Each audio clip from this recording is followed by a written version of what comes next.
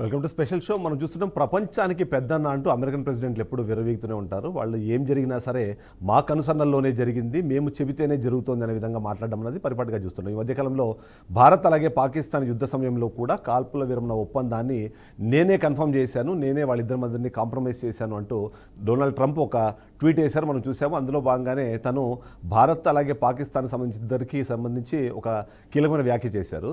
ఆ వ్యాఖ్యకి తన ట్వీట్తో సమాధానం చెప్పారు ఆర్జీవీ. మనం చూసాం ఆ ట్వీట్ కూడా మనం నిన్న మాట్లాడుకున్నాం దాని గురించి. సో ఆర్జీవీ ఆ ట్వీట్ ఎందుకు చేశారు, నిజంగానే డొనాల్డ్ ట్రంప్ చెప్పేంత వరకు భారత్ పాకిస్తానీలకి కామన్ సెన్సో లేకపోతే ఇంటెలిజెన్సో లేదన్న డౌట్ ఉన్న నేపథ్యంలో ఆయన ట్వీట్ ఎందుకు అలా చేశారనే మాట్లాడే ప్రయత్నం చేద్దాం. మనతో పాటు ఆర్జీవీ గారు ఉన్నారు. ఆర్జీవీ గారు, ఇప్పుడు డొనాల్డ్ ట్రంప్ అన్న వ్యక్తి ఇప్పుడు ప్రపంచానికి పెద్దన్న నేను చెప్పంగానే జస్ట్ ఒక మాటతో ఆగిపోయిందని టైప్లో డిస్కస్ చేశారు. మీరు దానికి ట్వీట్కి చాలా అంటే ఆయనకు షాక్ ఇచ్చేలా ఒక ట్వీట్ చేశారు. ఏంటి అంటే మీనింగ్ ఏంటి అసలు? అది అంటే ఇప్పుడు అఫ్కోర్స్ ట్రంప్ పర్సనాలిటీ అందరికీ తెలిసిందే. ఇప్పుడు మనం అందరం ఇక్కడ ఎంత కొట్టుకుంటా ఇన్ని సంవత్సరాల నుంచి దశాబ్దాన్ని చదువుతూ ఉంటే తను సింపుల్గా కామన్ సెన్స్ ఇంటెలిజెన్స్ మాట విన్నారు అంటే మన దగ్గర లేదనే కదా అర్థం. గ్రేట్ ఇంటెలిజెన్స్ అంటే ఎవరు? తను. మనకేమో కామన్ సెన్స్ లేదు అని అర్థం. But I think American presidents అందరూ చేస్తారని అనుకోండి. అది Donald Trump is a one piece. అది ఐ డోంట్ థింక్. సో అదే ఇండియా పాకిస్తాన్ వార్ అన్నది అసలు అంటే గత కొంతకాలం నుంచి మాకు వార్తల్లో కానివ్వండి, ప్రజల్లో కానివ్వండి, అందరూ డిస్కస్ చేసుకుంటున్న పాయింట్ ఇండియా పాకిస్తాన్ మధ్యలో వార్ జరగబోతుంది, వార్ జరిగితే ఏమవుతుంది అన్నది. దాన్ని ప్రియాంబుల్ మనం చూస్తే పెహల్గాం యాత్ర, అది పెహల్గాం సంబంధించిన ఇన్సిడెంట్ అన్నది వెరీ అన్ఫార్చునేట్. 26 మంది చనిపోయారు. ఆ తర్వాత జరిగిన సీక్వెన్సెస్ అన్ని. సో మీరు ఎలా చూస్తారు దాన్ని? అక్కడ కాంప్లెక్సిటీ ఏంటంటే ఇప్పుడు ఇవాళ మనం బతుకుతున్న టైమ్స్లో నిజం అనేది తెలియటానికి ఆస్కారం లేదు. ఎందుకంటే సోషల్ మీడియా ఇన్ని ఛానల్స్ వచ్చిన తర్వాత ప్రతి ఒక్కళ్ళు వాళ్ళ నేరేటివ్ పుష్ చేస్తారు. దానికి సంబంధించిన ఎవిడెన్స్ వీళ్ళు ఒకలా చూపిస్తారు, ఇంకోటి వేరేలా చూపిస్తారు. సో ఫైనల్గా ఏంటి, ట్రూత్ కన్నా ఎక్కువ ఎవరు నమ్మేది అదే ట్రూత్. ఇప్పుడు చూస్తే నేను ఇంకొక ట్వీట్ పెట్టాను. ఇప్పుడు గెలుపు అనేది మీకు ఎప్పుడు తీయగా ఉంటుంది, అవతల ఓటమి అనేది అవతల మనిషిలో కనిపించినప్పుడు. ఇప్పుడేంటి మనమేదో అనుకుని పాకిస్తాన్ ఏమో ర్యాలీస్ చేస్తున్నారు, ఎంత ఇండియన్ కొట్టేసాం అది ఇది అని. ఆ క్రికెట్ ప్లేయర్ పేరు తనేమో పెద్ద ర్యాలీ చేసేసి ఇండియాని కొట్టేసాం అని. తర్వాత కొన్ని దేశాలేమో మనకంటే కొన్ని దేశాలు అంటే ఇప్పుడు ట్రూత్ ఎట్లా తెలుస్తుంది? మనం ఇండియాలో ఉన్నాం, మన ఇండియన్స్ కాబట్టి ఆటోమేటిక్గా we will want to believe this. But that is a tragedy of thing. మీరు అన్నట్టు ఇప్పుడు మనము మొత్తం పాకిస్తాన్ని నిలువరించాము, వాళ్ళని ఆపేసాము, వాళ్ళని మొత్తం సర్వనాశనం చేసాము మనం చెప్తుంటే, పార్లమెంట్లో వాళ్ళకి సంబంధించిన ఒక ఎంపీ మాట్లాడుతూ 80 గంటల పాటు భారత్ని ఉక్కిరి బిక్కిరి చేసేసాము అన్నది ఆమె చెప్పిన ఒక నెరేటివ్. మీరు అన్నట్టు నిజము అబద్ధం కన్నా వాళ్ళ వర్షన్స్ మాత్రం ఇవాళ బయటకు వెళ్ళిపోతున్నాయి. మీ అబ్జర్వేషన్ ఏంటి? నిజంగా ఎవరు గెలిచారంటారు అసలు దీంట్లో? ఆనెస్ట్ అంటే అది ప్యూర్ స్పెక్యులేషన్. అంటే గెలవటం అసలు వార్లో ఎవరైనా గెలుస్తారని నేను అనుకోండి. ఇప్పుడు మీకు చేయాల్సి, ఇప్పుడు ఫర్ ఎగ్జాంపుల్ ఒక చిన్న ఎగ్జాంపుల్ ఇవ్వాలంటే ట్రూత్ అనేది ఇప్పుడు ఒక అప్నా భారత్ మహాన్ అని మనం ఉంటాం, అప్నా పాకిస్తాన్ మహాన్ అంటాడు. మన వైపు దేవుడు ఉంటాడు, వాళ్ళు కూడా మన వైపు అల్లా ఉన్నాడు అంటారు. సో ఇది మన ఇద్దరు అనట్లేదు. మొత్తం ఏ కంట్రీలో ఎవరు చేసినా సరే ఏ కంట్రీ కూడా మేము తప్పు అనుకునేది చేయరు కదా. మనం తప్పు అని అనుకోవటానికి మనం ఇష్టపడతాం, ఎందుకంటే మనోళ్ళు కాబట్టి. సో అది ఎగ్జాక్ట్గా ఇప్పుడు ఏంటి, ఇప్పుడు మీరు న్యూట్రల్గా చూస్తే ఏమో కొన్ని ప్లేన్స్ పడేసామని వాళ్ళు అంటారు. మన వాళ్ళు కూడా అంత క్లియర్ కట్గా ఇవ్వలేదని నేను అనుకుంటున్నాను, అట్లీస్ట్ నేను చూసిన వరకు ఎంతవరకు. So the bottom line is, ఇప్పుడు ఇక్కడ ఇంకొక ప్రాబ్లం ఏంటంటే, మీరు ఇప్పుడు మనది పెద్ద కంట్రీ, మన ఆర్మీ పెద్ద ఆర్మీ, మనకు వెపన్స్ ఉన్నాయి అన్నీ. కానీ యుద్ధంలో ఎప్పుడైనా మీకు కార్నర్ చేసినోడు మోర్ డేంజరస్ అవుతాడు. వాళ్ళకి ఇప్పుడు మనకు అంటారు కదా, పిల్లిని కూడా మీరు కార్నర్ చేస్తే అటాక్ చేస్తుంది అని అంటారు కదా. సో ఆ డెస్పరేషను, ఆ కైండ్ ఆఫ్ మనకు ఇంకా పోయేది లేదు, వాళ్ళు ఆ జనరల్స్ కానీ వాళ్ళు మాట్లాడే రిటారిక్లో, ఇప్పుడు నార్త్ కొరియాకి అమెరికాకి జరుగుతుంది కదా. North Korea is nothing in front of America. కానీ వాడు కూడా ఏమంటున్నాడు, అరే నేను ఏం చేస్తా అంటున్నాడు. న్యూక్లియర్ ఆర్మ్స్లో ఉన్న ప్రాబ్లం అది. మీరు కన్వెన్షనల్ వార్ అంటే మీకు ఎంతమంది ఉన్నారు, ట్యాంకులు గింకులు ఏదో చేసుకోవచ్చు. న్యూక్లియర్ వార్ అంటే ఎవడైతే డెసిషన్ తీసుకున్నాడో ఒక దెబ్బ అయితే వేసేయగలుగుతాడు ఫైనల్గా. అందుకనే దాన్ని డిటరెంట్ అంటాం. Nuclear arms are about deterrent. నేను వేస్తే నువ్వేంటి నేను కూడా వేస్తా అనే ఒక వెపన్ ఉన్నప్పుడే ఈ ప్రాబ్లం వస్తుంది. సో ఇప్పుడు నార్త్ కొరియా వాళ్ళు ఆడేమన్నాడు, కిమ్ జాంగ్ నేను ఒక న్యూయార్క్ వేస్తానంటాడు. దాని తర్వాత 5 నిమిషాల్లో మీరు అమెరికా నార్త్ కొరియా మొత్తాన్ని భూస్థాపితం చేయొచ్చు. అదైతే అయిపోయింది కదా. అవును. So that's a very dangerous kind of thing. Nuclear arms especially India Pakistan both of them have nuclear arms. అదే కదా మొత్తం వరల్డ్ అంతా టెన్షన్. అవును. సో ఇప్పుడు ఇది అంటే ఇంకోటి ఏంటంటే మనం ఇప్పుడు మిలిటరీ వాళ్ళు కంట్రోల్ చేయగలుగుతారా గవర్నమెంట్ని, గవర్నమెంట్ మిలిటరీని కంట్రోల్ చేయగలుగుతుందా, ఇలాంటి ఇన్ని రకాల నేరేటివ్స్ మన దగ్గర ఉన్నప్పుడు ఐ ఫీల్ ట్రూత్ అనేది తెలియటం అనేది ఇంపాసిబుల్ అని. సార్ బట్ ఓవరాల్గా చూస్తే మాత్రం అంటే భారత్ యూజ్ చేసిన టెక్నాలజీ కానివ్వండి, ప్రిసైజ్డ్గా వెళ్ళి ఒక ప్లేస్ మీద బాంబులు వేయడము, వాటికి సంబంధించిన ఇన్ఫర్మేషన్ లేకపోతే ప్రూఫ్స్ అన్నది ప్రపంచాన్ని చూపించడము, అంటే సరే కొంతమంది దాన్ని పిఆర్ యాక్టివిటీ అని కొట్టేస్తారు, లేకపోతే కొంతమంది దాన్ని ఇంకో రకంగా అదే నేను అంటున్నా చూపించారని మనం అంటున్నాం. మన వాళ్ళు అదే చెప్పారు. కానీ ఇప్పుడు even big people like CNN కానీ లేకపోతే అంటే ఇంటర్నేషనల్లీ రీనోడ్ న్యూస్ ఛానల్స్ ఉన్నాయనుకోండి, వాటిలో కొందరు కాదు ఇది చేశారు అది చేయలేదు అని వాళ్ళు నేరేటివ్ చెప్తున్నారు. అవును. అదే కదా మీకంటే క్లియర్ కట్గా అసలు ఈ డిస్కషన్ కూడా ఎందుకు వస్తుంది. ఇప్పుడు గెలుపు ఓటమి అంటే గెలిచాడు ఓడిపోయారు, గెలిచారా లేదా, ఎంత గెలిచారు, ఎంత ఓడారు, ఎంత నష్టం జరిగింది అనే డౌట్స్ ఉన్నప్పుడు మీరు అదే ఇంకప్పుడు మీరు నమ్మాలంతే, అంతేకాని ట్రూత్ అది నేను చెప్తుంది అందరు. సో మొత్తం అంటే భారతదేశ ప్రజలైతే మాత్రం యుద్ధానికి వెళ్ళాలి, యుద్ధం చేయాలి అన్నది అందరూ బాగా మాట్లాడుతూ వచ్చారు. ఎప్పుడైతే కాల్పుల విరామం ఒప్పందం అనగానే అది ఒక యానిమల్ ఇన్స్టింక్ట్ అని నా ఫీలింగ్ అన్న. అంటే అందరూ పొలమని లేచిపోతారు, అదంతా అదొక ఫేక్ ఎమోషన్ అనేది నా ఫీలింగ్. ఎందుకంటే ఇప్పుడు పాకిస్తాన్ ఆక్యుపైడ్ కాశ్మీర్ అనేది మనకి 40-50 ఏళ్ళ నుంచి ఉంది ఆ ప్రాబ్లం. అంటే మొన్న టెర్రరిస్ట్ అటాక్ జరిగే ముందు కూడా ఉంది కదా. దాని టెర్రరిస్ట్ అటాక్ మొలానే కాదు కదా, అది ఇష్యూ మళ్ళీ పైకి వచ్చింది. ఎప్పటి నుంచో ఉంది, 3-4 యుద్ధాలు జరిగినాయి మనకి. సడన్గా లేసుకుని అందరూ అని ఒక ఎమోషన్, దానికి లాజిక్ ఉంటుందని నేను అనుకోవట్లేదు. ఇది క్లియర్ కట్గా ఇది ప్రాబ్లం, దీనివల్ల ఇది ఉంటుందని రేషనల్గా మాట్లాడేవాళ్ళు అనేది లేదు ఇప్పుడు. టీవీలో చూడండి ఎంతసేపు పాకిస్తాన్ కుక్కలు అంటారు, ఇదంటారు అదంటారు, కానీ ఫండమెంటల్ ఇష్యూ దాన్ని ఎలాగా. ఇప్పుడు ఒక గ్రేట్ జనరల్ ఏమన్నాడంటే, మీరు స్టాబ్ చేయడానికి సివియర్ చేయడానికి తేడా ఉంటుంది. ఆపరేషన్లో మీరు కట్ చేస్తారు, కొడతారు, కొట్టడానికి కట్ చేయడానికి ఉన్న డిఫరెన్స్ ఏంటంటే, కట్ చేయడం అనేది ప్రెసిషన్ ఉంటుంది, లాజికల్గా ఉంటుంది. అది ఇది మనకు వద్దు, ఇది కావాలి, ఏదో సంథింగ్. మీరు ఎప్పుడైతే అరుస్తా కొట్టేస్తా, నరికేస్తా, బాంబు వేస్తా, ఇస్లామాబాద్ని పేల్చేస్తా, అలాంటి రెటారిక్ అనేది చిన్నపిల్లలు మానుకుంటారు. కానీ చాలా మంది డిసప్పాయింట్ అయిపోయారు, అసలు యుద్ధం అయిపోయింది. ఎందుకంటే వాళ్ళకి రియల్ లైఫ్ కూడా సినిమాలాగా ఉంటుంది.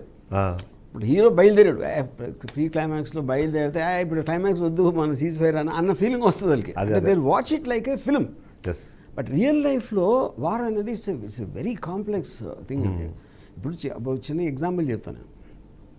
మీరు ఒకలా చూస్తే ఇప్పుడు పాకిస్తాన్ ఎవరో ఓకే మనుషులు ఉంటారు, పొలిటికల్ లీడర్స్ ఉంటారు, జనరల్స్ ఉంటారు, సోల్జర్స్ ఉంటారు. సోల్జర్స్ ఆర్డర్స్ పాటిస్తారు.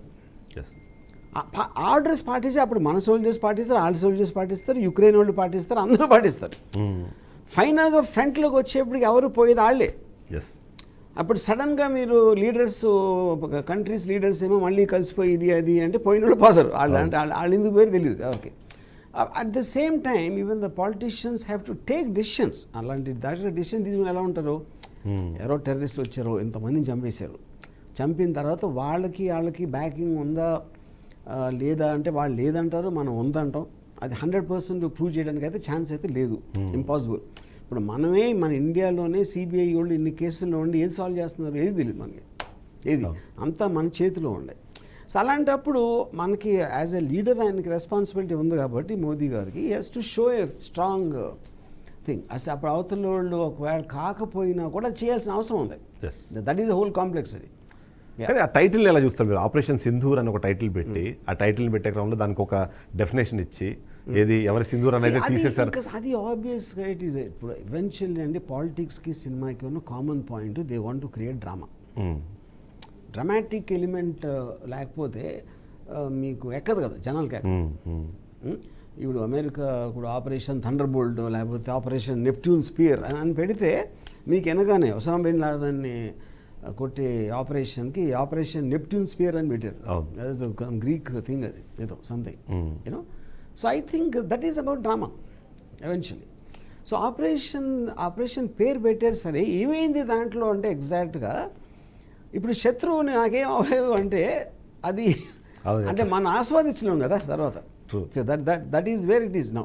సో సినిమాటిక్గా చూసేసారు, కొడితే విలన్ కింద పడినప్పుడు చూస్తేనే అంతే కదా, విలన్ మొహంలో డిఫీట్ కనిపించకపోతే అది హీరో కొట్టినట్టు ఎలా అవుతుంది? అవును. సో కానీ అది ఏమి చేయలేం. వాళ్ళు నిజంగా వాచిపోయేటట్టు కొట్టి ఉండొచ్చు, కానీ నాకేం అవ్వలేదు అంటే అని మీరు మొత్తం ప్రపంచం అయితే డౌట్లో పెట్టారు కదా. ఎస్, ఈవెన్ ఇండియాలో కూడా ఉంది కొంతమందికి, మేబీ నాట్ మెనీ. సో దానికి ప్రూవ్ చేయడానికి కూడా ఎలా పాసిబుల్ అవుతుంది? ట్రూ. అదే ఇక్కడ వెళ్ళి మిసైల్ అక్కడ పడింది, అక్కడ నేను ఎగ్జాక్ట్గా ఏమైందని వాళ్ళు చెప్తే కానీ మనకు తెలియదు కదా. Yes, yeah. బట్ అది అట్ ద సేమ్ టైం వాళ్ళు మన బేసుల మీద దాడి చేసాం, మేము వాటిని నాశనం చేసాం అన్న చోటకి అదే బేస్కి, ఆదంపూర్ బేస్ ఏదైతుందో అదే బేస్కి మళ్ళీ పిఎం వెళ్ళడము, వాళ్ళు చెప్పిన S-400 వెనకాల బ్యాక్గ్రౌండ్లో పెట్టి ఆయన సెల్యూట్ చేయడం, ఇవన్నీ అంటే కొద్దిగా సినిమాటిక్గానే కనిపిస్తుంది. అదే అన్నాను. ఇక్కడ ఇవాళ ప్రాబ్లం ఏంటంటే మీకు ఎస్పెషల్లీ ఆర్టిఫిషియల్ ఇంటెలిజెన్స్ ఇవన్నీ వచ్చిన తర్వాత ఏదైనా క్రియేట్ చేయొచ్చు. ఇప్పటికి కూడా అసలు అమెరికా చంద్రమండలంగా వెళ్ళలేదని చెప్పేవాళ్ళు ఉన్నారు. అదంతా ఫేక్, అంత సీజీలో క్రియేట్ చేశారు, మనకేం తెలుసు, ఏదో ఒక వీడియో ఉంది అటు దిగాడు, లేకపోతే ఒక ఫోటో ఉంది, అవి రెండు వీడియోలో క్రియేట్ చేయొచ్చు కదా సీజీలో. అలాంటి మనుషులు ఉన్నప్పుడు మీరు వీడియో చూసినా ఏం చూసినా కూడా నమ్మేవాళ్ళు నమ్ముతారు, నమ్మని వాళ్ళు నమ్మరు. ప్రతి దానికి ఒక నెరేటివ్ ఉంటుంది. సో మొత్తానికి పహల్గామ్ ఇన్సిడెంట్ నుంచి ఇప్పుడు వచ్చిన సీజ్ ఫైర్ ఇన్సిడెంట్ వరకు ఇదంతా మొత్తం సీక్వెన్స్ చూసినప్పుడు మీకు ఎలా అనిపిస్తుంది? అంటే ఇది కావాలని చేసిందా, లేకపోతే ఇలా కావాలని కోరుకున్నారు అన్నది కూడా మీరు అన్నట్టు నెరేటివ్స్లో ఉన్నాయి. దాంట్లో ఉన్న నేరేటివ్స్లో ఇప్పుడు పాకిస్తాన్లో కూడా యాక్చువల్గా నిజానికి lot of terrorist groups are against Pakistan. మీకు ఎందుకంటే ముషరఫ్ని చంపడానికి కూడా ముస్లిం గ్రూప్సే కదా ట్రై చేసినాయి, టెర్రరిస్ట్ గ్రూప్స్. అప్పుడు మెనీ టెర్రర్ ఇన్సిడెంట్స్ అక్కడ జరుగుతాయి. సో కొన్ని పాకిస్తాన్ బ్యాక్డ్ ఉండొచ్చు, కొన్ని పాకిస్తాన్కి యాంటీ ఉండొచ్చు, కానీ వాళ్ళిద్దరికీ కూడా ఇండియా కామన్ ఎనిమీ. సో ఇప్పుడు వీళ్ళు చేశారా వాళ్ళు చేశారా అనేది ఎలాగ పాసిబుల్ తెలియడం. ఎస్, కానీ ఇప్పుడు యుద్ధం జరిగిన తీరుని మీరు గమనిస్తే, అంటే మీరు అన్నట్టు అంతకుముందు గ్రౌండ్ లెవెల్లో జరిగే యుద్ధాలు కాల్చుకున్నారు, వీళ్ళు చచ్చిపోయారు వాళ్ళు చచ్చిపోయారు మనం రెగ్యులర్గా విన్నాం. కానీ ఈసారి only drones, missiles, jet fighters ఇవన్నీ చూసినప్పుడు దట్ ఈస్ ది ఫ్యూచర్. ఇప్పుడు ఎందుకంటే ఒక అన్మాన్డ్ ఎయిర్ క్రాఫ్ట్ని తీసుకెళ్ళి ఎంత దూరం ఏమైనా చేయొచ్చు అంటే, ఇప్పుడు లేటెస్ట్గా మీకు ఏలో క్రియేట్ చేసిన ఇప్పుడు ఫర్ ఎగ్జాంపుల్ ఐమన్ అల్ జవారీని ఒసామా బిన్ లాదెన్ డిప్యూటీని చంపేశారు, and that was done by RNX missile అని it is deployed through a drone, predator drone. అది టార్గెటెడ్ అసాసినేషన్స్, అది అమెరికా వాళ్ళు కూడా వాడుతున్నారు. సులేమానీని అక్కడ ఇరాక్లో చంపారు, అన్నీ చేశారు. సో రాను పీపుల్ కన్ఫ్రంటేషన్ అని తగ్గిపోతుంది. మనం సినిమాల్లో చూస్తాం కదా, సోల్జర్స్ అందరూ మిషన్ గన్లు పట్టుకుని ఆ బురదలో గిడతో నడుస్తూ ఉండి ఆ ట్యాంకులు అలా వెళ్ళిపోతూ ఉండేది. So whole thing will become drone oriented.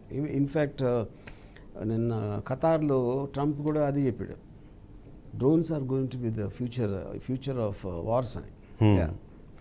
So అదే సందర్భంలో ఇప్పుడు మనము అంటే భారత్ సంబంధించిన మీరు లాస్ట్ ఒక 15-20 ఇయర్స్ నుంచి ఎప్పుడు భారతదేశం ఇంకో దేశంతో యుద్ధానికి వెళ్తుందన్నా సరే ఆర్మ్స్ వైజ్ మనం చాలా వీక్గా ఉన్నాం అనుకునేటప్పటి నుంచి ఇప్పుడు మన ఓన్ టెక్నాలజీతో తయారు చేసుకున్న మిసైల్స్ కానివ్వండి, ఇవన్నీ ఇవాళ అవి పర్ఫామ్ చేశాయి అని మనం వింటూ ఉన్నాం. సో పర్ఫామ్ చేశాయని కనిపిస్తుంది ఆకాశ్ కానివ్వండి. అది ఐఎమ్ నాట్ వెరీ షూర్. అంటే ఇప్పుడు మనకి బేసిక్గా మోస్ట్ ఆఫ్ ద టైం మన ఎస్పెషలీ మనకు ఉండేది ఏంటంటే మేమే గొప్ప అని చెప్పుకోవటం అనేది మన ఇండియన్స్కి ఒక ఇది యూనో.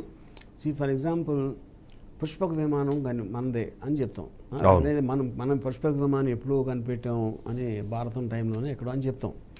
కానీ రియాలిటీకి ఏంటంటే పుష్పక విమానం తర్వాత ఎయిర్ ఇండియా దగ్గర అయిపోయాం మనం. మరి అదే లాజిక్. ఎయిర్ ఇండియా దాటి వెళ్ళలేకపోతే అంటే పుష్పక విమానం టెక్నాలజీ నుంచి మనం 1000 సంవత్సరాల ముందే మనం కనిపెట్టేస్తే ఇప్పటికి మన ప్లేన్స్ బెస్ట్ అవ్వాలి కదా. అదేదో ఒక ఇది ఎవెన్చువల్లీ ప్రైడ్ వేరు, రియాలిటీ వేరు. ఓకే. సో దాంట్లో ఈ మిసైల్స్ మేము కనిపెట్టాం దానికి పేర్లు పెట్టేస్తే అది ఎవరి దగ్గర ఉండకుండా మన దగ్గరే ఉంది మిసైల్ టెక్నాలజీ ఏదో కొత్తగా అనేది మాత్రం దట్ సౌండ్స్ వెరీ. అప్పుడు ఎవరు చెప్పాలి? అది మనమే కాకుండా మొత్తం అమెరికా, చైనా అన్ని కంట్రీస్ చెప్పినాయి అనుకోండి. అసలు మన ఏంటి అటామిక్ బాంబ్ వేరే వాళ్ళు కనిపెట్టే వరకు మొత్తం ప్రపంచం అగ్రీ. సో ఇప్పుడు మొత్తం ప్రపంచం అగ్రీడ్ దట్ ఆటమ్ బాంబ్ వాళ్ళ దగ్గరే ఉంది అని. అలాగే ఇప్పుడు వేరే కంట్రీస్ చెప్తున్నాయా మన దగ్గర ఉన్న మిసైల్స్ మన దగ్గర ఉన్న మిసైల్స్ ఇంకెక్కడా లేవని వేరే కంట్రీస్ చెప్తున్నాయా? నేనైతే వినలేదు. So I don't know, maybe it is true, నాకు తెలీదు. అంటే బట్ అది నిజం అవ్వటానికి అవ్వకపోవటానికి అనే పాయింట్ అనేది పోయింది ఇప్పుడు అన్నాడు. ఓకే, ఎవరికి చెప్తే వాళ్ళు నమ్ముతున్నారు అంతే. ఎస్. అయితే ఇప్పుడు ఒక షార్ట్ బ్రేక్ తీసుకుందాం. బ్రేక్ తర్వాత నిజంగానే మనం ఇప్పుడు మాట్లాడుకుంటున్న విషయాల్లో ఎవరికి వాళ్ళదే వాళ్ళ వర్షన్ ఉంది, కానీ నిజం ఏంటన్నా తెలియాల్సిన అవసరం అయితే ప్రతి ఒక్కరికి ఉంది. బట్ దాన్ని ఆర్జీవి ఎలా చూస్తారో, ఆయన కోణంలో చూసినప్పుడు ఆయనకు ఎలా కనిపిస్తుందో కూడా మనం డిస్కస్ చేసే ప్రయత్నం చేద్దాం. ఒక షార్ట్ బ్రేక్ తీసుకుందాం.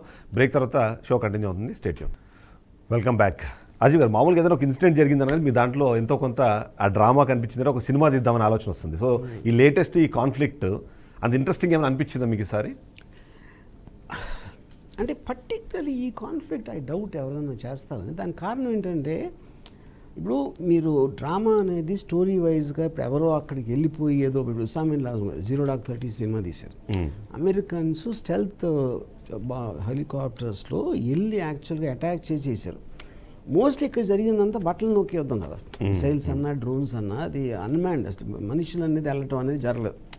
అప్పుడు దాన్ని సినిమాటిక్గా మలచడం అనేది I find it difficult. So మీరు మొదటి నుంచి చెప్తున్నారు ఆర్టిఫిషియల్ ఇంటెలిజెన్స్ అన్నది అన్నింటినీ యాక్సెప్ట్ చేస్తుంది, లేదంటే అన్నింటినీ ఓవర్టేక్ చేస్తుందని. సో ఇప్పుడు ఒకవేళ సరే ఇండియన్ నెరేటివ్ కానివ్వండి, లేకపోతే పాకిస్తాన్ వాళ్ళు చెప్తున్నట్టుగా దేని నమ్మినా సరే ఇక్కడ పూర్తి స్థాయిలో టెక్నాలజీని, అందులో ముఖ్యంగా ప్రెసిషన్గా చేయాలి అంటే దాన్ని మొత్తం ఆర్టిఫిషియల్ ఇంటెలిజెన్స్ని వాడారు అన్నది మనకు అర్థమవుతుంది. సో యుద్ధరంగం కూడా ఇంకా ఫ్యూచర్లో ప్యూర్లీ దాని మీద. ఇప్పుడు మీకు ఒక చిన్న ఎగ్జాంపుల్ చెప్తాను. ఇప్పుడు సెకండ్ వరల్డ్ వార్ జరిగింది. సెకండ్ వరల్డ్ వార్లో ఏమైంది, ఒక హిట్లర్ అనేవాడు ప్రపంచాన్ని జయించాలని పనులు పడ్డాడు. వాడిని ఆపటానికి వీళ్ళందరూ కలిసి, అమెరికా బ్రిటన్ అన్ని కలిసి వాళ్ళు they have to end the war. ఎలా ఎండ్ చేస్తారు, హిట్లర్ని చంపాలి. హిట్లర్ ఎక్కడ ఉన్నాడు, వాడు ఎక్కడో జర్మనీలో ఉన్నాడు. వీళ్ళిద్దరి మధ్యలో లక్షల మంది సోల్జర్స్ ఉన్నారు, షిప్లు ఉన్నాయి, ఇవి ఉన్నాయి, వాటన్నిటినీ ఛేదించుకుని సంవత్సరాలు పట్టింది వాళ్ళు హిట్లర్ దగ్గరికి వెళ్ళడానికి. ఇప్పుడు మీరు డ్రోన్తో కొట్టచ్చు. డ్రోన్ కానీ మిసైల్ కానీ వాడి ప్రిసిషన్ టార్గెట్లు పెట్టి ఇజ్రాయెల్ వాళ్ళు గాజాలో కొట్టినట్టు, లేకపోతే టార్గెటెడ్ అసాసినేషన్స్ చేస్తున్నారు కదా ఇప్పుడు. అలా చేస్తే సెకండ్ వార్ ఎట్లా అవుతుంది ఇంకా? సో మనకు పాత సినిమాలో బ్లాక్ అండ్ వైట్ సినిమాలు ఎక్కడి నుంచి ఒక బాణం వేస్తే అలా వెళ్ళి అది వచ్చి అవన్నీ దారిలో కొట్టుకుని, అదే that is the future of war. మీరు ఇంటర్సెప్ట్ అంటే అదే కదా బ్లాక్ అండ్ వైట్ సినిమాలో వచ్చేది, అది ఇంటర్సెప్షన్లో వాళ్ళ కాకపోతే వెళ్ళి పడుతుంది. What ever the target is, I think that is the future. ఎందుకంటే మనము బ్రహ్మోస్ అన్న దాన్ని ఒక మిసైల్ తయారు చేసుకుని, ఇవాళ భార్గవాస్త్రం అని చెప్పేసి ఇంకో కొత్త దాన్ని తయారు చేసుకునే ప్రయత్నం. అంటే భారత్ అన్నది ఇట్లాంటి ఆయుధాలని తయారు చేసే దాని మీద ఎక్కువ కాన్సన్ట్రేట్ చేసింది అన్నది మనకు అర్థమవుతుంది. సో ఫ్యూచర్లో అసలు యుద్ధాలే జరగవేమో అని అనుమానం వస్తున్న నేపథ్యంలో ఇట్లాంటి డెసిషన్స్ తీసుకొని వాడి మీద యుద్ధాలే జరగకుండా యుద్ధం జరిగే ఫామ్ మారుతుంది. It is not anymore about అదే మీరు అంటే ఫర్ ఎగ్జాంపుల్ సమురాయ్ వారియర్స్ ఉండేవారు 18th 19th సెంచరీలో.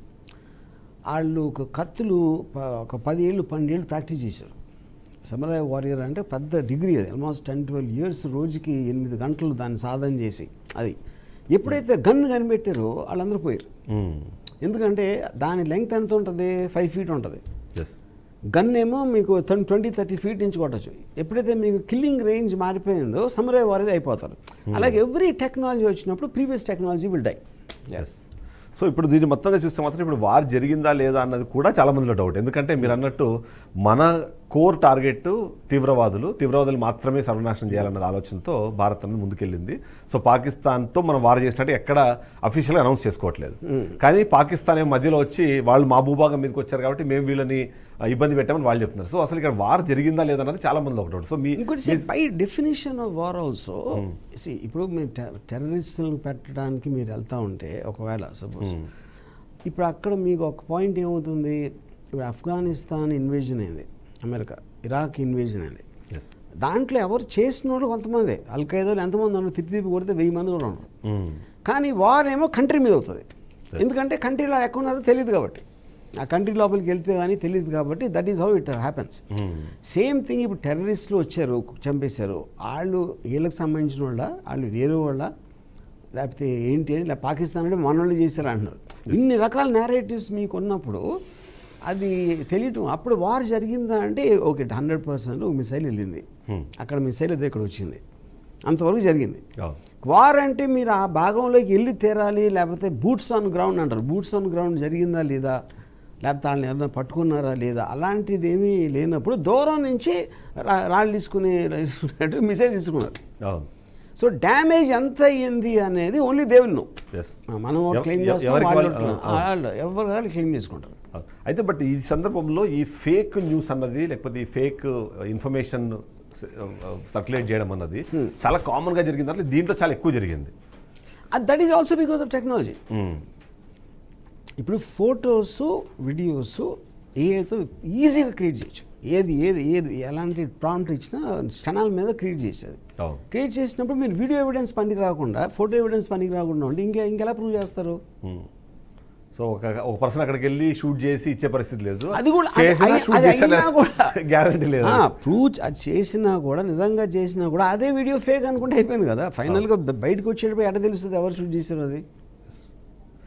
అయితే కొన్ని ఇంట్రెస్టింగ్ కొన్ని టాపిక్స్ నేను ఇక్కడ మీతో మాట్లాడుతున్నాను. ఇప్పుడు సేమ్ అలాగే అక్కడ కొంతమంది జర్నలిస్టులు ఉన్నారు, కొంతమంది యాంకర్స్ ఉన్నారు. వాళ్ళు యుద్ధం స్టార్ట్ అవ్వడానికన్నా ముందు, అంటే ఆపరేషన్ సింధూర్ స్టార్ట్ అవ్వడానికన్నా ముందు చాలామంది వచ్చేయండి చంపేస్తాం, మేము నరికేస్తాం అన్న టైప్లో ఆ ప్రజెంటేషన్ చేశారు. ఒక్కసారి ఎప్పుడైతే అక్కడ బాంబులు పడ్డాయి, కొంతమంది చనిపోయారని వాళ్ళు, అంటే వాళ్ళ నెరేటివ్ ప్రకారం వాళ్ళు చెప్పి ఆ తర్వాత ఏడుపులు పెడబొబ్బులు పెట్టారు దాంట్లో, అదే లైవ్ షోస్లో. అంటే అదంతా మొత్తం ఒక డ్రామా కదా, అంతే కదా.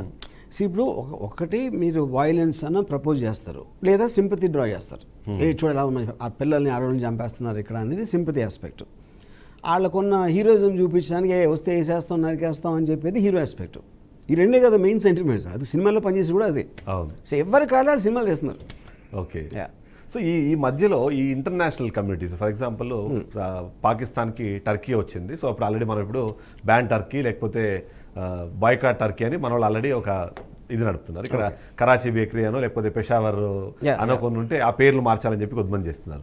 సో అక్కడ దేశాలు లేదా దేశాధినేతలు అన్నీ ఒకసారి డిస్కస్ చేస్తుంటే ఇట్లా చిన్న చిన్న విషయాల్ని తీసుకొని వెళ్ళడము, లేకపోతే వాటిని పెద్దగా ప్రొజెక్ట్ చేసే ప్రయత్నం చేస్తున్న కొద్దిమంది యాక్టివిస్టులు, వాళ్ళ థాట్ ప్రాసెస్ ఎలా చూడాలంటారు? కానీ ఇప్పుడు మనకున్న నంబర్ ఆఫ్ దేశాల్లో ఎవరి కాళ్ళు వాళ్ళు గొప్ప అనుకుంటారు, లేకపోతే దేశం అనే దానికి ఫీలింగ్ ఉండదు ఫస్ట్ ఆఫ్ ఆల్. సో మనకేంటంటే చిన్నప్పటి నుంచి పాకిస్తాన్ బ్యాడ్ అనేది మన ఆ మూడ్లో మనం పెరిగాం, మనకు అలా ఉంటుంది. అప్పుడు సడన్గా టర్కీయో చైనానో ఎక్సో వైయో పాకిస్తాన్ మనలాగా మనం చూసినట్టు చూడట్లేదంటే ఫస్ట్ మనకు ఆశ్చర్యం వేస్తుంది. ఎందుకంటే మనం ఫిక్స్ అయిపోయాం మనం మంచోళ్ళం వాళ్ళు చెడ్డోళ్ళు అని. వేరే దేశాల చూస్తున్నారా లేదా మనకు తెలీదు ఒకటి. రెండోది వాళ్ళకి ఉన్న రిలేషన్షిప్ ఏంటి, వాళ్ళకి ట్రేడ్ అవ్వచ్చు, ఏదో అవ్వచ్చు, లేకపోతే పర్సనల్ ఫ్రెండ్స్ అవ్వచ్చు, ఒక్కొక్కసారి లీడర్స్ రకరకాలు ఉంటాయి కదా. Even America also back Pakistan lot Al-Qaeda టైంలో, ఆ టైంలో విపరీతంగా బ్యాక్ చేసింది కదా. నిన్న కాక మొన్న ట్రంప్ మళ్ళీ వెళ్ళి పాకిస్తాన్తో ఏదో వ్యాపారం సైన్ చేసాడంట. సో బయట వాళ్ళు మనల్ని చూడటానికి మనం చూసుకోవడానికి తేడా చాలా ఉంటుంది కదా బేసిక్గా. టర్కీ ప్రెసిడెంట్ కూడా సిమిలర్ అన్నారు. ఇష్యూస్ ఏమైనా ఉండి బ్రదర్హుడ్ ఈజ్ ఇంపార్టెంట్. సో అది అది ఏ రీజన్ అయినా సరే మేమైతే వాళ్ళతో బ్రదర్లీ రిలేషన్ మెయింటైన్ చేస్తాము. మీరు బ్యాన్ చేస్తారా, బ్యాన్ చేయండి టర్కీని, వీ డోంట్ మైండ్. మీ దగ్గర 4,500 కోట్లు వస్తాయి, 4,500 కోట్లు వస్తాయి, అదే నో ప్రాబ్లం అనే టైప్లోనే ఆయన మాట్లాడారు. అది చెప్తున్నా, అందరూ అలాగే మాట్లాడతారు కదా. సో ఎవరిది వాళ్ళు చూసుకుంటారు, ఆడికి మంచి అంటే what way is good for him వాడి వైపు నుంచి ఆలోచించినప్పుడు అందరూ కరెక్టే. సో ఇండియాకి సంబంధించి అంటే స్పెసిఫిక్గా ఈ కాన్ఫ్లిక్ట్లో చూసినప్పుడు అమెరికా సరే తర్వాత ప్లేట్ ఫిరాయించినా సరే, చైనా కానివ్వండి, అంతకుముందు పాకిస్తాన్ బ్యాక్ చేసిన చాలా దేశాలు, సౌదీ అరేబియా లాంటి దేశాలు ఏవి రెస్పాండ్ అవ్వలేదు ఈసారి. కానీ భారత్కి చూస్తే మాత్రం ఎంతో కొంత పాజిటివ్గా ఉన్నారు. అంటే వాళ్ళు సైలెంట్గా ఉండడం is nothing but supporting India అనే టైప్లో చాలా మంది చెప్పే ప్రయత్నం చేశారు. సో అది రావడానికి కారణము ఇప్పుడున్న గవర్నమెంట్ తీసుకున్న డెసిషన్స్ కానివ్వండి, లేకపోతే ఇంటర్నేషనల్ లెవెల్లో వాళ్ళు చేస్తున్న యాక్టివిటీస్ కానీ కారణమని ఐఎమ్ షూర్. అంటే మోడీ గారు extraordinary is a statesman in terms of ఆయన is way of developing relationship with other world leaders. ఆయనకున్న కరిష్మా అన్నది ఒకటి మెయిన్ అనుకున్నా. రెండోది కామన్ మ్యాన్కి తెలియని చాలా ఇంటర్నల్ రిలేషన్షిప్ ఆఫ్ ట్రేడ్ కానీ వీటిలో. దాని తర్వాత ఈచ్ కంట్రీతో వాళ్ళకున్న అప్పుడు ఆ టైం కొన్న రిలేషన్షిప్స్ కానీ ఇలాంటి రకరకాల ఆస్పెక్ట్స్లో. ఇప్పుడు ఈవెన్ అమెరికా స్టార్ట్ అయిన 2-3 రోజుల వరకు అసలు మాకు సంబంధం లేదు, మేము ఇన్వాల్వ్ అవ్వం అని చెప్పారు కదా. మళ్ళీ కట్ చేస్తే ఇప్పుడు ట్వీట్ పెట్టాడు ఆయన, నేను చేసిన ఇద్దరికి సంధి అని మళ్ళీ మాట మార్చేశారు. ఇప్పుడు అదే నేను కాదు, నాకు సంబంధం లేదని టైప్లో మళ్ళీ ఇంకొకటి. మళ్ళీ సో అంటే ఇక్కడ అంటే నేను నా అబ్జర్వేషన్ లేదా నా పాయింట్, భారత్ ఎప్పుడైతే ఒక స్ట్రాంగ్ కంట్రీగా మారిందో అనవసరమైన కాన్ఫ్లిక్ట్ ఆ దేశంతో మాకెందుకు అనే ఉద్దేశంతోనే కొన్ని దేశాలు వీటి మీద సైలెంట్గా ఉన్నాయి అన్నది ఒక పాయింట్ వినిపిస్తూ వచ్చింది. సో దాంతో మీరు ఏకీభవిస్తారా? ఏకీభవించాలంటే ఇప్పుడు ఫర్ ఎగ్జాంపుల్ ట్రంప్ తీసుకోండి. ఇప్పుడు ట్రంప్ పాయింట్ ఆఫ్ వ్యూలో ఇండియా అనేది చాలా చిన్న విషయం, అసలు దగ్గరికి వస్తుంది అనుకోని అనుకోవట్లేదు. ఇండియా పాకిస్తాన్ ఏంటి అని, ఎందుకంటే అదే కదా 1000 years నుంచి కొట్టుకుంటున్నారంటే అర్థం ఏంటంటే ఏం తెలియదు ట్రంప్కి. ఎందుకు తెలియాలి అన్న, అమెరికా పర్స్పెక్టివ్లో biggest most powerful richest country అయినప్పుడు వాళ్ళు ప్రతి దేశంలో ఎంతో కొంత ఏళ్ళు పెట్టడం చూడటం ఏదో చేస్తూ ఉంటారు. 100 కంట్రీలు ఉన్నప్పుడు మీరు ఎక్కడ ఒక కంట్రీకి ఎందుకు ఇస్తారు అసలు ప్రాధాన్యత? సో ఆ పాయింట్ ఆఫ్ వ్యూ అలాగే ఎవ్రీ కంట్రీ, ఇంకో కంట్రీ చాలా చిన్నదవచ్చు కానీ మనకి దానికి అసలు సంబంధం లేకపోవచ్చు. ఇప్పుడు అక్కడ ఎక్కడో మన కాంగోలో ఎక్కడో యుద్ధం జరుగుతుంది, సెంట్రల్ ఆఫ్రికాలో, అంటే మనం పట్టించుకుంటాం అసలు మనం. అలాగే ఎవరి కాళ్ళు రిలేటివ్ డిగ్రీస్లో ఉంటుంది, కానీ కాంగో వాళ్ళకి అదే పెద్ద విషయం. సో నేను ఒక ఉదాహరణకు ఒకటి చెప్తాను. నేను ఎప్పుడు ఇంజనీరింగ్ కాలేజ్లో చదువుతున్నప్పుడు నేను మా గ్యాంగ్ రెండు కాలేజ్ గ్యాంగ్స్ కొట్టుకొని అందరం తీసుకొచ్చి లాకప్ వేశారు.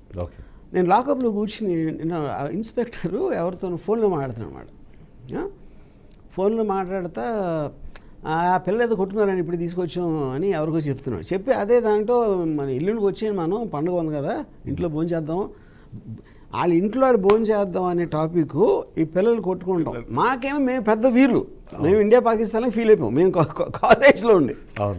అప్పుడు ఇదే ఇన్స్పెక్టర్ ఇంత చిన్న టాపిక్ అది. ఈ ఇన్స్పెక్టర్ చేసేది కమిషనర్కి చాలా చిన్న టాపిక్, కమిషనర్ చేసేది చీఫ్ మినిస్టర్కి చాలా చిన్నది, చీఫ్ మినిస్టర్ ప్రైమ్ మినిస్టర్ చిన్నది, ప్రైమ్ మినిస్టర్ కంట్రీ బట్టి వేరే కంట్రీ అసలు పట్టించుకోరు. Everything is relative comparison. అప్పుడు ఏంటి, మీకు ఒకవేళ ఇజ్రాయెల్లో హమాస్ వాళ్ళు వచ్చేసి 1000 మందికి పైగా చంపేసి ఇజ్రాయెల్ వాళ్ళు దానికి రివెంజ్గా వెళ్ళి అసలు ఆల్మోస్ట్ హాఫ్ గాజాని కొట్టేశారు మొత్తం సిటీని.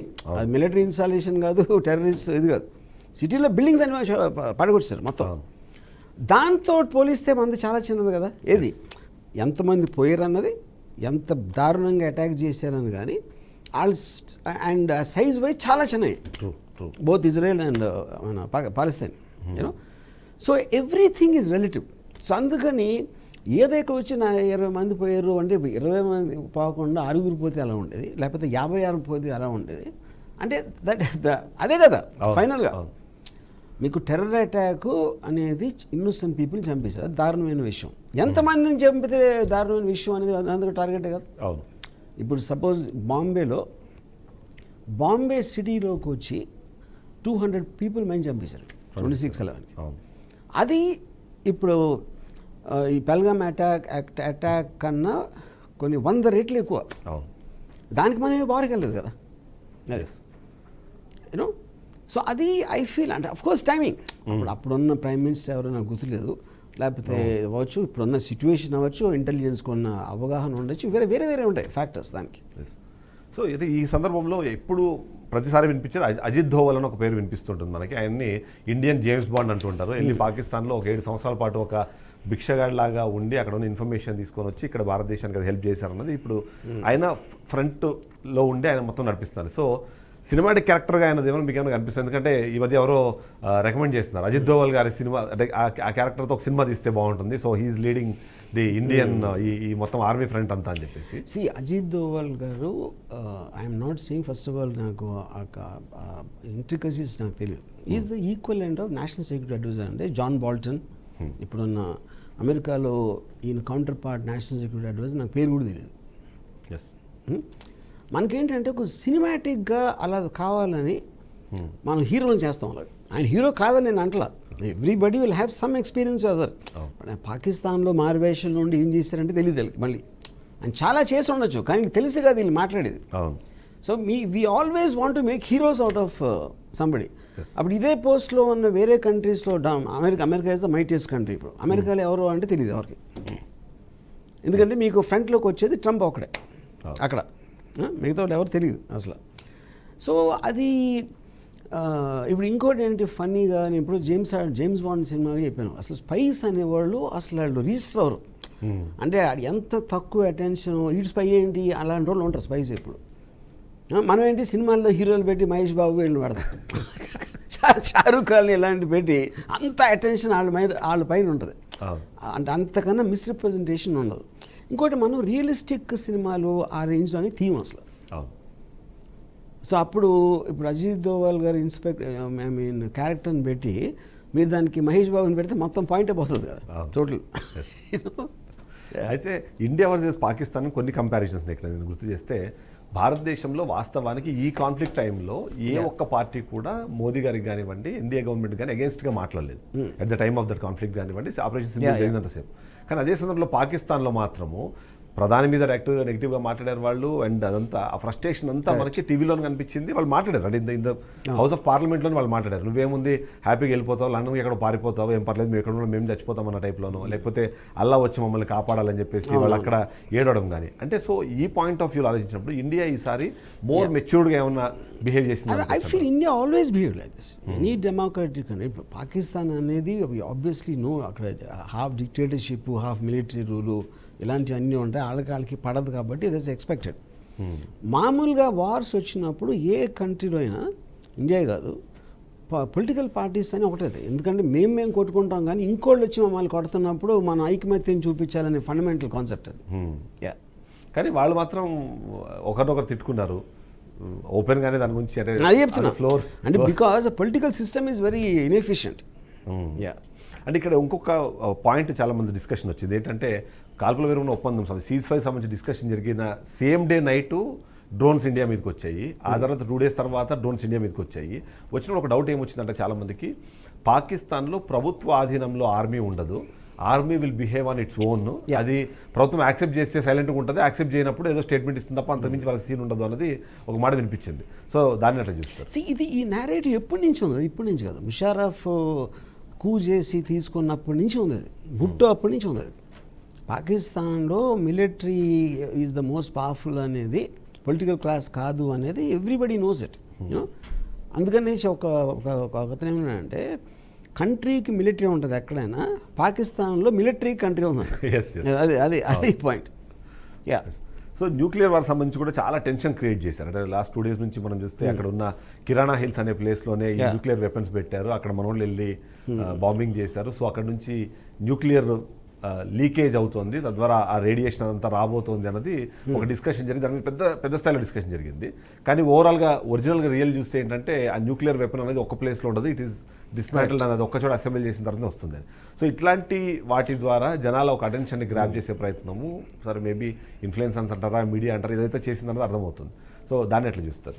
ఇప్పుడు న్యూక్లియర్ వాచ్ డాగ్ అనేది ఎలాంటి ఏమాత్రం న్యూక్లియర్ బాంబ్ ప్రయోగించే ఒక అవకాశం ఉన్నా, లేకపోతే ఏదైనా యాక్సిడెంటల్గా దానికి లీకేజో ఏదో జరిగింది అన్న, దానికి వరల్డ్ సంబంధించిన ఇంటర్నేషనల్ ఆర్గనైజేషన్స్ ఉన్నాయి. ఫస్ట్ సార్లు వస్తాయి, వాళ్ళ పేరు కూడా లేదు ఈ పర్టికులర్ సందర్భంలో.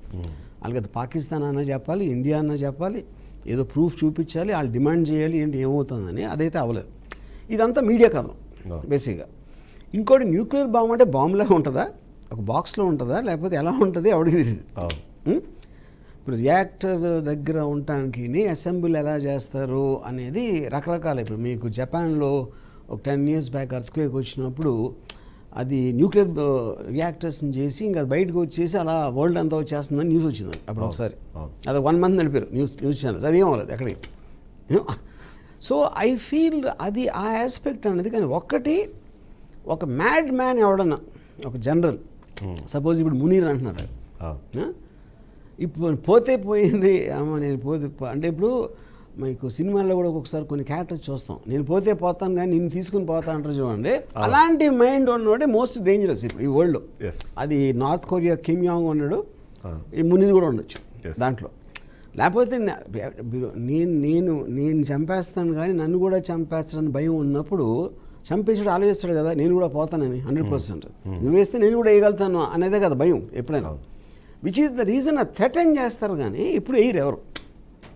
ఈవెన్ ప్యూటిన్ కూడా అన్నాడు న్యూక్లియర్ ఆప్షన్ ఈజ్ ఓపెన్ అంటాడు, నార్త్ కొరియా కూడా అంటాడు, లేకపోతే చైనా తైవాన్ అంటారు. So all of them keep threatening.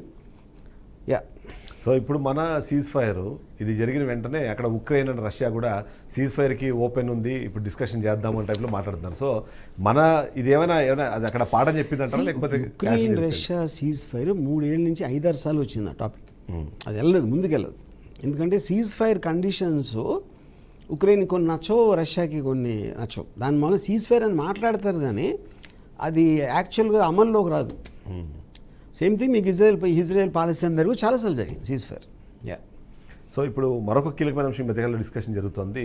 ఇంత ఇష్యూ జరుగుతున్నా సరే సినిమాకి సంబంధించిన వాళ్ళు ఎవరు దీని మీద రెస్పాండ్ అవ్వట్లేదు. అందులో ముఖ్యంగా బాలీవుడ్ సంబంధించిన వాళ్ళు టర్కీకి వెళ్ళి సినిమాలు తీసుకొని వస్తున్నారు.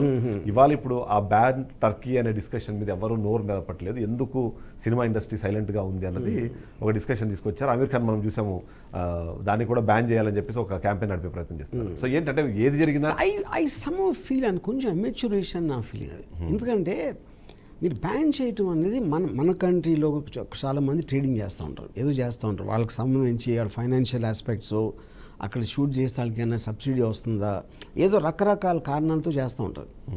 అది చేసినప్పుడు ఇలా అయినప్పుడు గవుక్కున బ్యాన్ చేసేయాలంటే వీళ్ళందరూ ఎవరు చూస్తారు?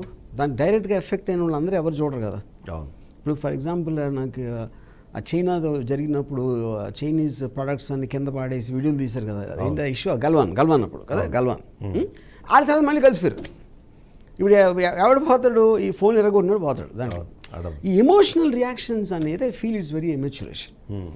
ఇప్పుడు టర్కీకి ఏ కారణంతో చేస్తుంది? ఫర్ ఎగ్జాంపుల్ రష్యాతో జరిగినప్పుడు India wanted to be neutral, ఇది రష్యా యుక్రెయిన్ వార్లో. ఎందుకంటే మన రష్యాకి మంచి సంబంధాలు ఉన్నాయి కాబట్టి. సేమ్ థింగ్ వాళ్ళు చేస్తున్నారు, you know. So I feel kneejerk రియాక్షన్తో మాట్లాడితే బ్యాన్ అని చేయటం అనేది చాలా ఎమెచ్యురేషన్ నా ఫీలింగ్. ఇంకా బాలీవుడ్ వాళ్ళు ఎందుకు చేయలేదు అంటే ఐ రియలీ డోంట్ నో. చేయాలనే నిబంధన ఉందా లేకపోతే ఏంటి, ఏం చేయాలి? ఇప్పుడు ఇంకోటి ఏంటంటే ఎంత సెన్సిటివ్ అయిపోయినాయి అంటే ఈ టాపిక్స్ అన్నీ. ఇప్పుడు బాలీవుడ్ ఉన్నారనుకోండి, వాళ్ళకి they have an international market. వాళ్ళ ఫ్యాన్స్ పాకిస్తాన్లో ఉంటారు, సౌదీలో ఉంటారు, ఎక్కడ ఉంటారు, టర్కీ, అన్ని చోట్ల ఉంటారు. అప్పుడు వాళ్ళు పొలిటికల్గా ఒక స్టాండ్ తీసుకుంటే అది ఏమైనా డిస్టర్బ్ అవుతుంది, వాళ్ళకి భయం అవ్వచ్చు. అదొక కన్సర్న్, ఒక ఫియర్ ఉంటుంది. మన పని మనం చూసుకుంటాం, మనం ఎందుకు దాని మీద వెళ్ళిపెట్టి కామెంట్ చేయటం అని అనుకోవచ్చు. So I think there are too many things at play. అంటే అప్పుడు అంటే ఆలైస్ గాజా అని లేకపోతే వేరే వేరే దేశాల్లో జరిగినప్పుడు ఇష్యూస్ జరిగినప్పుడు వీళ్ళు రెస్పాండ్ అయ్యారు, వాటిని ట్వీట్ చేశారు. కానీ ఇప్పుడు భారతదేశానికి ఇలాంటిది వచ్చినప్పుడు అంత టైం ఎందుకు కేటాయించలేకపోతున్నారు అన్నది. కానీ ఇప్పుడు చెప్పాను కదా, వీళ్ళకి డైరెక్ట్ కనెక్షన్ ఉంది కదా, వీళ్ళ ఆడియన్స్ అందరూ ఉంటారు కదా. ఇక total Middle East will be Bollywood's audience. లేకపోతే ఏ కంట్రీని ఎక్కడైనా ఇంటర్నేషనల్ స్టార్స్ అందరూ కూడా అది ఉంటుంది. సో అప్పుడు స్ట్రాంగ్గా మాట్లాడితే వాళ్ళ ఆడియన్స్ని అక్కడ ఉన్న వాళ్ళ ఆడియన్స్ని ఎలినేట్ చేస్తామేమో అని భయం అవ్వచ్చు అంటున్నా. సో ఈ లోపలేమో సడన్గా రేపు వెళ్ళినా మళ్ళీ కలిసిపోతారు. అవును, ఏదో మతానికి లింక్ పెట్టి కూడా కొంతమంది మాట్లాడే ప్రయత్నం చేస్తుంటారు. దాన్ని అంటే అది సరే, ఇంకో నోరు ఉన్న ప్రతి ఒడికి ఒపీనియన్ ఉంటుంది. ఆడ ఇంకా ఆ టైంలో కంట్రోల్ చేసుకుని ఏదో చేస్తాడు. So you have to live with that. So ఓవరాల్గా ఇప్పుడు చూస్తే మాత్రము ఇప్పుడు ఇండియా స్ట్రాంగెస్ట్ కంట్రీ అని ప్రూవ్ చేసుకుంది ఇంటర్నేషనల్ దీని మీద అన్నదాన్ని ఒక విషయాన్ని ప్రపంచంలో తీసుకెళ్లే ప్రయత్నం చేస్తున్నారు. అంటే ఇన్ టర్మ్స్ ఆఫ్ మన ఓన్ టెక్నాలజీని వాడడము, మన ఓన్ ఆయుధాలు. ఎందుకంటే మొన్న మనం అవుట్ ఆఫ్ 8 వెపన్స్ మనం యూజ్ చేసిన దాంట్లో 5 weapons are made in India. For make in ఇండియాలో భాగంగానే మనం తయారు చేసుకున్నాం with the technology support of other countries అని. సో అది నిజంగా హెల్ప్ అవుతుంది ఇండియాకి. ఎందుకంటే 2029 అది it will only help when definitely it is more powerful. అది మనకి ఎలా తెలుస్తుంది? మన వాళ్ళు చెప్తున్నారు, బయట వాళ్ళు చెప్తున్నారు, ఎవరో నాకు తెలియదు, ఐ డోంట్ నో. ఇప్పుడు ఫర్ ఎగ్జాంపుల్ ఇప్పుడు ఒక పర్టికులర్ కైండ్ ఆఫ్ ప్లేన్స్ అవ్వచ్చు, లేకపోతే ఒక JDM బాంబ్స్ అమెరికాలో ఉన్నాయి, యూనో, లేకపోతే హైడ్రోజన్ బాంబ్ మన దగ్గర లేదు ఫర్ ఎగ్జాంపుల్. సో అలా various issues, stealth helicopters Osama bin లాదెన్లో వాడిన కైండ్ ఆఫ్ సొఫిస్టికేటెడ్ థింగ్స్ మన దగ్గర లేవు. సో మన దగ్గర మనకు సంబంధించి మనకు సరిపడి ఉన్నాయి. ఇప్పుడు దీంతో మనం ఒక అగ్రరాజ్యంకి వెళ్ళగలుగుతామా? I'm not sure about that. Yeah, అప్పుడు మీరు మీకన్నా చిన్న కంట్రీలో వాళ్ళకన్నా, ఇప్పుడు నా దగ్గర మీకన్నా పెద్దగానే ఉంది అన్నట్టు, కానీ నాకన్నా పెద్దగానే ఉన్నాడు కూడా ఉంటాడు కదా. అప్పుడు ఏం చేస్తారు? అంటే మనకి ఆర్డర్స్ దాని గురించి మాట్లాడటం అనేది మనకి ఆర్డర్స్ వచ్చేసాయి. ఒక 50,000 కోట్లకు సంబంధించిన ఆర్డర్స్ టు ప్రొక్యూర్ ఈ వెపన్స్ గురించి అని చెప్పేసి కూడా ఒకటి డిస్కస్ చేద్దాం. అది నాకు అది ఇప్పుడు ఎక్కడ ప్రాబ్లం అంటే వాళ్ళు ఒఫీషియల్గా చెప్పారా, మీడియాలో చెప్తున్నారు కూడా నాకు తెలియదు. ఎందుకంటే ఇన్ని వర్షన్స్ ఏంటన్నప్పుడు ఇప్పుడు మన వెపన్స్కి సంబంధించిన ఏదో ఉంటారు కదా ఫ్యాక్టరీయో ఏదో తయారు చేసేవాడు ఉంటారు కదా, వాళ్ళు మాకు ఎక్కడి నుంచి ఇన్ని కావాలి ఇన్ని కావాలని ఆర్డర్లు ఇచ్చారని చెప్పారా? ఇచ్చారని ఎవరో చెప్తున్నారా ఇంకోళ్ళు, మన ఛానల్స్ వాళ్ళు, లేకపోతే ఎక్కడో రాస్తున్నారా, సోషల్ మీడియాలో సర్క్యులేట్ అవుతుందా, ఎవరికి తెలియదు. కానీ నా కామన్ సెన్స్ పాయింట్ ఏంటంటే ఇండియాలో ఉండే లాంటి వెపన్స్ వరల్డ్ ఎక్కడా లేవు అని వేరే వరల్డ్లో చెప్పారా లేదా, అదొకటే. I'm not talking about Pakistan. Yeah. So ఒక షార్ట్ బ్రేక్ తీసుకుందాము. బ్రేక్ తర్వాత ఫైనల్గా ఏంటి ఇప్పుడు మనం ఆపరేషన్ సింధూర్తో సాధించింది ఏంటి, నిజంగానే నాయకులు కోరుకుంటున్నట్టుగా ప్రజలు భావిస్తున్నట్టుగా అది ఆ హ్యాపీ ఎండింగ్ వైపు వెళ్ళిందా లేదని కూడా డిస్కస్ చేసే ప్రయత్నం. ఒక షార్ట్ బ్రేక్ తీసుకుందాం. బ్రేక్ తర్వాత షో కంటిన్యూ అవుతుంది. Stay tune. Welcome back. RGV గారు, ఇప్పుడు మొత్తం మీద ఈ కాన్ఫ్లిక్ట్ కానివ్వండి, ఈ జరిగిన ఈ మొత్తానికి ఎండింగ్ కార్డ్ ఏంటి అంటే భారత ప్రజలందరూ కోరుకుంటుంది పీఓకే భారత్కి అప్పగించాలి, అండ్ ఎవరైతే పాకిస్తాన్లో ఇప్పటికే ఉన్న ఉగ్రవాదులు ఉన్నారో వాళ్ళందరినీ భారత్కి వాళ్ళు సరెండర్ చేస్తే ఈ ఇష్యూ క్లోజ్ అవుతుంది అనే టైంలో మాట్లాడే ప్రయత్నం చేస్తారు. ఈజ్ ఇట్ పాసిబుల్ నిజంగానే? ఇవన్నీ గుంతెమ్మ కోరికలు అంటారు చెప్పాలంటే. ఫస్ట్ ఆఫ్ ఆల్ మీకు 70 years నుంచి ఎన్ని సంవత్సరాల నుంచి ఉన్న ప్రాబ్లము ఇప్పుడు కోరుకుంటే ఎలా అయిపోతుంది? టోటల్ మీకు వరల్డ్ ఏదైనా చూడండి, ఇప్పుడు ఇజ్రాయెల్ అది పాకిస్తాన్ కూడా 50 సంవత్సరాల నుంచి జరుగుతుంది కదా. అది ఎలాగ జరుగుతుంది, దానికి సంబంధించిన ఇష్యూస్ ఏంటి, ఆ ప్రాబ్లమ్స్ ఏంటి, ఆ కాంప్లెక్సిటీస్ ఏంటి అనేది అర్థం చేసుకోకుండా పీఓకేని తీసుకోవాలంటే వాళ్ళు తీసుకోగలిగితే మీరు లాస్ట్ ఇయర్ కూడా చేయొచ్చు కదా, ఇది జరగక ముందు కూడా చేయొచ్చు కదా, లాస్ట్ టెర్రర్ ఇన్సిడెంట్ అప్పుడు కూడా చేసి ఉండొచ్చు కదా, బాంబేలో చేసినట్టు. It is not so easy, it's not possible. ఇప్పుడు ఇంకా తుది కార్డు అనేది వార్లో అమెరికా లాంటి కంట్రీ ఆఫ్ఘనిస్తాన్కి వెళ్ళి మనం ఇన్వేడ్ కూడా చేయట్లా. మనం మాకు సంబంధించింది మాకు ఇచ్చాం ఒకటే పీఓకే, లేకపోతే మా సరిహద్దులోకి రావద్దు ఇలాంటిది. మాకు పాకిస్తాన్ వెళ్ళి ఆక్యుపై చేసేది లేదు కదా. వీళ్ళు ఆక్యుపై చేసినా కూడా అమెరికన్స్ 20 ఏళ్ళు ఆక్యుపై చేసినా కూడా వాళ్ళు వెళ్ళగానే మళ్ళీ తాలిబాన్ వచ్చేసింది. అంత కాంప్లెక్స్ ఇది ఇష్యూస్. దాంట్లో మీరు కూర్చొని ఇమ్మీడియట్గా చేసి తీసేద్దాం అని ఒక డైలాగు, ఇంటర్వెల్ డైలాగులు చెప్పడం కాదు కదా. లైఫ్ సినిమాలాగా క్లైమాక్స్ ఉండదు, లైఫ్ అనే వెళ్తానే ఉంటుంది, అది వెళ్ళే వరకు భరించాలి అంతే. సో ఈ మీన్ వైల్ బలూచిస్తాన్ అనే ఒక ప్లేస్ మేము సపరేట్గా మేము కంట్రీ అయిపోతామని చెప్పేసి వాళ్ళు మీరు అన్నట్టుగా ఇన్వైట్ చేసేసి మేము సపరేట్ కంట్రీ అని చెప్పి వాళ్ళు అనౌన్స్ చేసేసుకున్నారు. మన వాళ్ళు కూడా ఎంబసీస్ పెట్టమని అంటున్నారు, లేదంటే మీ ప్లేస్ ఇవ్వండి మేము ఎంబసీ పెడతామని అడుగుతున్నారు. సో దాన్ని ఎట్లా చూస్తారు అంటే బలూచిస్తాన్? నాకు బలూచిస్తాన్ గురించి అంత తెలియదు, but the point is Balochistan is fighting for independence against Pakistan for many years. ఇప్పుడు వాళ్ళు మేము వచ్చేసాం కంట్రీ అంత మా సపరేట్ కంట్రీ వాళ్ళు అనౌన్స్ చేసుకున్నారు. ఇప్పుడు రేపు పొద్దున్న ఇండియా కానీ ఏదైనా కంట్రీ కానీ రికగ్నైజ్ చేయటానికి వాళ్ళకి సంబంధించిన ఇష్యూస్ వేరే ఉండొచ్చు. నిజానికి ఇప్పటికి మనకి పాకిస్తాన్కి ఉన్న ఇష్యూ మీరు తీసుకుంటే ఇండియా ఇమ్మీడియట్గా చేసేయాలి కదా, కానీ చేయట్లేదు కదా, అట్లీస్ట్ ఎంతవరకు చేయలే. విచ్ మీన్స్ ఏదో వాళ్ళకి బలూచిస్తాన్ అంటారు, కానీ బలూచిస్తాన్ గురించి ఇండియన్ గవర్నమెంట్ ఏమనుకుంటుంది మనకేం తెలుసు? తెలియదు కదా. కేవలం పాకిస్తాన్కి ఎనిమీ కాబట్టి అది మంచిదని అనుకుంటారా, లేకపోతే దాని గురించి గవర్నమెంట్కి ఇంకేమన్నా తెలుసా, అలా చేస్తే వచ్చే పరిణామాలు ఏమన్నా ఉంటాయి, అన్నీ ఆలోచించే చేస్తారు కదా ఫైనల్గా. సో ఇప్పుడు బలూచిస్తాన్ అనే కంట్రీ పేరు ఇప్పుడైనా మనం ఇది ఈ ఇన్సిడెంట్ జరిగిన తర్వాతే కదా. నాకు భయం ఏంటంటే ఇప్పుడు మోడీ గారు ఏమన్నారు, ఈ మళ్ళీ టెర్రర్ అటాక్ జరిగితే take it is act of war, ఇమ్మీడియట్గా అంతా స్టార్ట్ అవుతుంది అన్నారు. ఇప్పుడు పాకిస్తాన్ ఒకవేళ నిజంగా కట్టుబడి ఉన్న ఇది సీజ్ ఫైర్కి యాంటీ పాకిస్తాన్ టెర్రర్ గ్యాంగ్స్ లేకపోతే బలూచిస్తాన్లో ఏమైనా చేశారనుకోండి, ఎందుకంటే బ్లేమ్ వాళ్ళ మీదకి వెళ్తుంది కాబట్టి. అదొక డేంజర్ ఉంది. సో బేసిక్గా war can never be simple అండి. ప్రతి డెసిషన్కి ఒక 10 రామిఫికేషన్స్ ఉంటాయి. అందులో ఏది పెద్దదవుతుంది, ఏది మనల్ని కలుస్తుంది అనేది ప్రెడిక్ట్ చేయడం అనేది ఇంపాసిబుల్. సో ఫైనల్లీ ఒక పాయింట్ చెప్పండి. ఇప్పుడు చూడండి, ఐసిస్ లాంటి ఆర్గనైజేషన్, అల్ఖైదా లాంటి ఆర్గనైజేషను FBI మోస్ట్ వాంటెడ్ లిస్ట్లో $10 million రివార్డ్ పెట్టిన ఒక అల్ఖైదా టెర్రరిస్ట్ లీడర్, అతన్ని నిన్న డొనాల్డ్ ట్రంప్ షేక్ హ్యాండ్ ఇచ్చి ఏదో అపందం కూర్చుకున్నాడు. ఇంకా అంతకన్నా ఇప్పుడు ఏం తెలుస్తుంది మనకి ఇప్పుడు ఫ్యూచర్లో ఏమవుతుందని. సో ఫైనల్ కంక్లూజన్, ఈ మొత్తం కాన్ఫ్లిక్ట్ కానీ ఈ ఇష్యూలో కానీ మోదీ వ్యవహరించిన తీరు కానివ్వండి, ఆయన మాట్లాడిన పద్ధతి ఇవన్నీ అబ్జర్వ్ చేస్తే what did you find Modi? Sir అంటే నా ఫీలింగ్ ఏంటంటే ఆల్మోస్ట్ అది ప్లే బుక్ డైలాగ్ అది. ఎందుకంటే మీకు 2001లో జార్జ్ బుష్ 9/11 అటాక్స్ తర్వాత ఏమన్నారు, సేమ్ థింగ్ చెప్పారు. కానీ అలాంటి ఇన్సిడెంట్ ఎప్పుడు జరిగినా అదే చెప్పాల్సి వస్తుంది. కొత్త కొత్త డైలాగులు ఏముంటాయి దాంట్లో. ఇప్పుడు terrorism talk they code the same way, అదే చెప్పాడు బుష్.